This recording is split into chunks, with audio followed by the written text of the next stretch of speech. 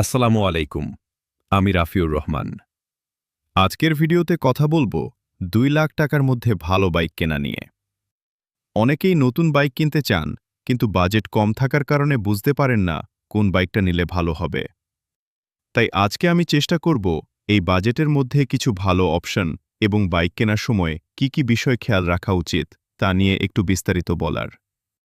বাংলাদেশে ২ লাখ টাকার আশেপাশে কয়েকটা ভালো বাইক পাওয়া যায়, যেমন বাজাজ পালসার ১৫০, ইয়ামাহা এফজেডএস ভি3 এবং টিভিএস আপাচে আরটিআর ১৬০-৪ভি।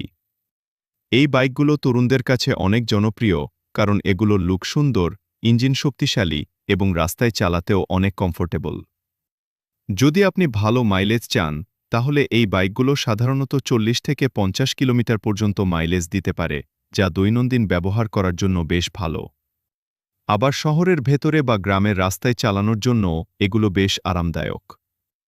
তবে বাইক কেনার আগে কিছু গুরুত্বপূর্ণ বিষয় অবশ্যই খেয়াল রাখা দরকার। প্রথমত, বাইকের মাইলেজ কেমন সেটা দেখতে হবে। দ্বিতীয়ত, বাইকের সার্ভিসিং খরচ এবং স্পেয়ার পার্টস সহজে পাওয়া যায় কিনা সেটা খেয়াল রাখতে হবে। আরেকটা বিষয় হলো বাইকের কমফোর্ট এবং কন্ট্রোল, কারণ দীর্ঘ সময় রাইড করলে এটা অনেক গুরুত্বপূর্ণ হয়ে যায়।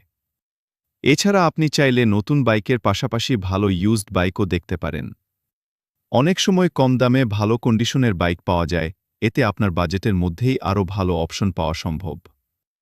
আশা করি ভিডিওটা দেখার পর ২ লাখ টাকার মধ্যে বাইক কেনা নিয়ে আপনার একটা পরিষ্কার ধারণা হয়ে যাবে। ভিডিওটা ভালো লাগলে অবশ্যই লাইক, কমেন্ট আর সাবস্ক্রাইব করতে ভুলবেন না। আল্লাহ হাফেজ।